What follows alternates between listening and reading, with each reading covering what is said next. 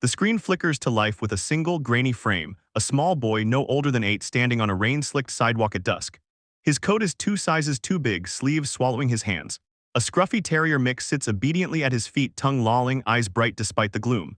The boy's voice cracks through the static. "Please, sir, arrest me and my dog." The officer's body cam jerks as he kneels. "Son, what did you do?"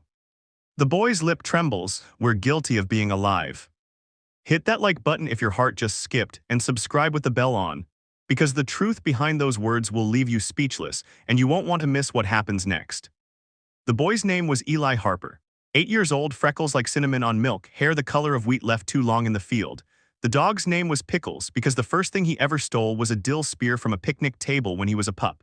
They were inseparable, stitched together by circumstance and the kind of loyalty only the abandoned understand. Eli lived in Willow Creek, a town that forgot how to dream after the textile mill closed. Boarded windows stared like empty sockets. The only color came from the graffiti on the overpass and the neon of the 24-hour diner where Eli's mom, Marisol, pulled double shifts. She left before sunrise and came home after the moon had already clocked out. Every morning, Eli woke to the smell of yesterday's coffee and the note taped to the fridge, "Back by 10. Love you to the moon." Some nights she made it. Some nights the diner kept her longer and Eli learned to microwave spaghetti rings and pretend the sauce wasn't just ketchup with regret. Pickles was the only one who never left. He slept curled against Eli's spine, a living hot water bottle against the chill that seeped through the trailer walls. When the electricity got cut again, Pickles licked the tears off Eli's cheeks and thumped his tail like a metronome. "We're still here. We're still here." But the rent was 3 months late. The landlord, Mr. Greaves, had stopped leaving voicemails and started leaving eviction notices taped to the door like poisonous butterflies. Marisol's hands shook when she read the final one. "We have until Friday," she whispered. Eli pretended to be asleep, but he heard her cry in the bathroom until the pipes groaned louder than she did. That Thursday, Eli came home from school to find the trailer door ajar. Inside, the couch was gone. The TV was gone, even the jar where Marisol kept quarters for laundry gone. Pickles sniffed the empty spaces like he could smell the absence. Marisol sat at the kitchen table, head in her hands. "They took everything we could carry," she said. Her voice was paper-thin. "Tomorrow they take the rest." Eli's stomach folded in on itself. He thought of the shelter downtown. He'd seen the line moms with babies, old men with shopping carts, kids who stopped looking kids in the eye. They didn't allow dogs. That night, Eli packed a backpack. 2 sweaters, 1 pair of socks with a hole in the toe, the library book he hadn't returned, Where the Red Fern Grows. He figured the librarian would understand, and Pickles' favorite rope toy, chewed soft as felt. He left a note on the table, gone to find a solution. Love. He and Pickles walked the 6 miles to the police station under a sky the color of dishwater. Eli rehearsed his speech the whole way. "If we're criminals, they have to keep us right. 3 meals, a cot. Pickles stays with me." He'd seen it on a courtroom show once, seemed logical. The officer at the front desk was named Delgado. He had a mustache like a push broom and eyes that had seen every version of desperate. When Eli marched up and said, "Arrest us, please," Delgado didn't laugh. He radioed for backup, not because the kid was dangerous, but because something in Eli's voice sounded like a scream held underwater. They put Eli in the soft interview room with the beanbag chairs and the box of broken crayons. Pickles refused to leave his side, growling low when anyone got too close. Delgado brought juice boxes and a bowl of water. "Start from the beginning, champ." So Eli did. He told about the mill closing when he was 4, about his dad leaving when he was 5. He said he'd send postcards. "I still check the mail." About Marisol's feet bleeding through her sneakers because new ones cost $40 she didn't have. About the eviction notice. About the shelter rules. When he got to the part about Pickles not being allowed, his voice cracked like thin ice. "He's all I've got that doesn't leave. If they take him, I stop being me." Delgado's partner, Officer Kim, stood in the doorway wiping her eyes with the sleeve of her uniform. She had a shepherd at home named Luna who'd been astray once too. Delgado leaned forward. "Eli, being poor isn't a crime." "But it feels like one," Eli said, "and criminals get to stay together." The room went quiet except for Pickles' tail thumping. Kim excused herself. She made 3 phone calls. The first was to Child Services, standard protocol. The second was to the diner where Marisol worked. The third was to a number she hadn't dialed in years.